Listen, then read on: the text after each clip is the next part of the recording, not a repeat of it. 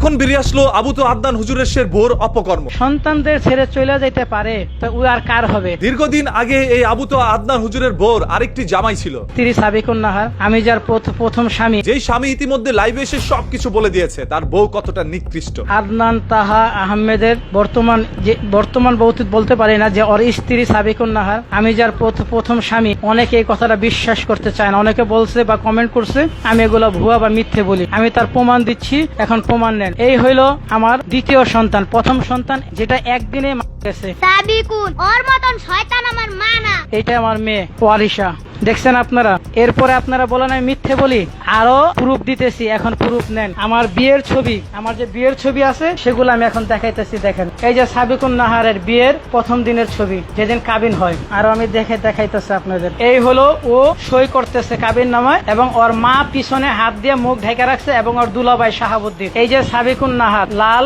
শাড়ি পরা, আর আমার ভাগ্নির সাথে, আমার ভাগ্নির নাম অনু, এই উপর আমার বাবার ছবি। এই যে সাবিকুনের ছবি আর আমার ছবি। এই যে আমি আর সাবিকুন, যে এখন আদনান তাহার স্ত্রী, কিন্তু সে আদনান তাহার তার হইল তৃতীয় স্বামী। সাবিকুন নাহার তার প্রথম স্বামী, আমি তার দ্বিতীয় স্বামী মোহাম্মদ সিরাজ, যে একজন তেল ব্যবসায়ী চট্টগ্রামের।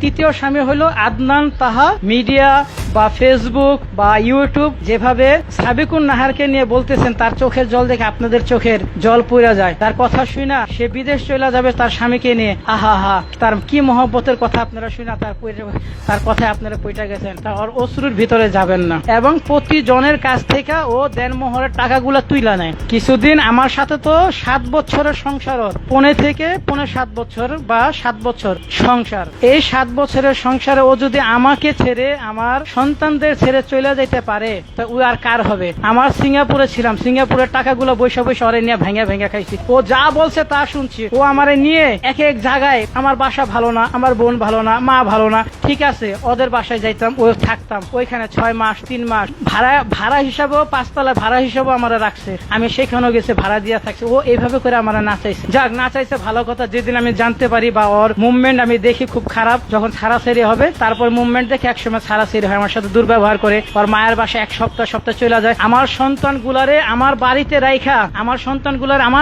রাইখা, ওর মার বাসায় 1 সপ্তাহ করে চলে যেত। এটা সেই সাবিকুন নাহার, যার অশ্রু দেখে আজকে সারা বাংলার মানুষ কাতর হয়ে গেছেন। কিন্তু আমি তো জানি ওর অশ্রুর ভিতরে কি। ওর ঘুমটার তলে হেমটান আছে। ও সমস্ত পর্দাশীল মহিলাদের, পর্দাশীল মা বোনদের ওই কলঙ্কিত করছে। ওর পর্দা আছে, কিন্তু পর্দার ভিতরে আর কিছুই নাই। সব খারাপ আর খারাপ, খারাপ আর খারাপ। আজ আমি এই জন্য এই কথাগুলো বলতেছি। ওরে নিয়ে অনেকে নাচানাচি করতেছেন, ওরে নিয়ে নাচানাচি করেন না ভাই। আদনান ভাইকে নিয়ে নাচানাচি করেন, আমি জানি ওর সম্বন্ধে। প্রয়োজন হইলে আমার সাথে কথা বলতে পারেন। এর পরবর্তীতে এটা নিয়ে ওয়াজ মাহফিলের মধ্যে বিভিন্ন হুজুররা কথা বলেছেন। আদনান বাড়ি যে লেখালেখি করতে যে স্ত্রী সাংবাদিক সম্মান করে বলছে, আমার স্বামীকে গুম করা হয়েছে, পারলে আমাকেও আমার স্বামীর, হয়তো আমার স্বামীকে আমার কাছে দিয়ে যান, নাহলে আমাকে আমার স্বামীর কাছে দিয়ে যান। আর সেই স্বামীর চরিত্র হরণ করা হচ্ছে। আল্লাহ যে নারীকে ক্ষমতা দেয় নাই কেন বুঝতে পেরেছেন? ইন্টেন্সিটি অফ ইমোশন, আবেগের জোয়ার। আল্লাহ তাআলার যত বিধান আছে প্রত্যেকটা বিধান সায়েন্টিফিক্যালি, বৈজ্ঞানিক ভাবে প্রমাণিত। শেখ হাসিনা 2000 ছাত্র দলকে হত্যা কেন করেছে? শুধুমাত্র নারী হওয়ার কারণে। পুরুষ হলে সে করতো না এটা। কারণ নারী, তার আবেগের জোয়ার বেশি, সে হুট করে সিদ্ধান্ত নেয়। খালেদ বিন ওয়ালিদ ইসলামের সবচেয়ে বেশি যুদ্ধে অংশগ্রহণ করেছেন। তিনি যখন মৃত্যু সজ্জায় বিছানায় মারা যাচ্ছেন, তখন তার প্রিয়তমা স্ত্রী বলে, স্ত্রী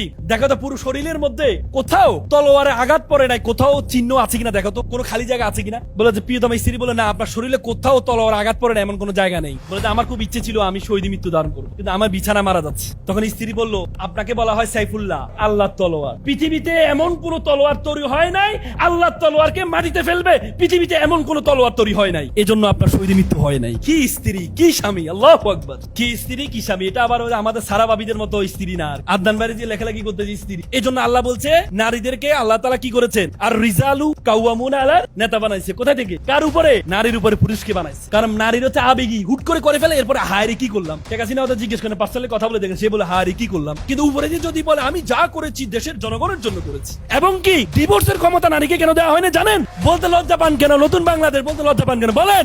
আবেগ। তাহলে প্রতিদিন একজন জামাই তালাক হবে। সর্বশেষ আমরা এতটুকু বুঝতে পারি, এই আবু তোহা আদনান হুজুরের বউ, আদনান হুজুরের যে পরিচিতি রয়েছে, তিনি কত কষ্ট করে যে ফেমাস হয়েছে সবার কাছে, এই জিনিসটি নষ্ট করে দেওয়ার জন্যই একটি পরিকল্পনা করছে। আবু তোহা আদনান হুজুর যখন তাকে বিয়ে করবে, এর আগে তার সাথে কিছুদিন প্রেম করে। তার কিন্তু একটি স্বামী ছিল, হয়তো বা তার সাথে তার ডিভোর্স হয়েছে। আদনান হুজুর চিন্তা করেছে একটি ডিভোর্সি মহিলা তাকে বিয়ে করে আমি আমার জায়গা থেকে ইসলামটাকে একটু মান, যার কারণে ডিভোর্সি মহিলাকে তিনি বিয়ে করেন। তার আগে আবার আদনান হুজুরের প্রথম আরো একটি বউ রয়েছিল, যার নির্দেশেই তিনি এই মেয়েটিকে বিয়ে করেন। এখন আবার এই মেয়েটিকে যখন বলল আমি আরেকটি বিয়ে করতে চাই, তখন তিনি হয়তো বা রাজি হচ্ছে না, যার কারণে তাদের পারিবারিকভাবে একটি ইস্যু ক্রিয়েট হয় এবং সেটাকে নিয়ে ব্যাপক পরিমাণ আলোচনা সমালোচনার সৃষ্টি হয়। তার বউ আদনান হুজুরের বিরুদ্ধে একের পর এক পোস্ট করতে থাকে। শুধু পোস্টই নয়, আদনান হুজুরের যত ধরনের সিসি ফুটেজ রয়েছে সেইগুলো আপলোড করা শুরু করে আর মানুষকে বোঝানোর চেষ্টা করে আবু তো আদনান হুজুর একজন নিকৃষ্ট মানুষ। তিনি আপনাদের কাছ থেকে ওয়াজ মাহফিল করে টাকা পয়সা এনে মেয়ে ছেলে উভয়কে একত্রে লেখাপড়া শেখাচ্ছেন, মানে ফ্রি মিক্সিং এর মধ্যে নিজে আসক্ত, অথচ এটার বিরুদ্ধে তিনি ওয়াজ মাহফিলে কথা বলেন। তার মানে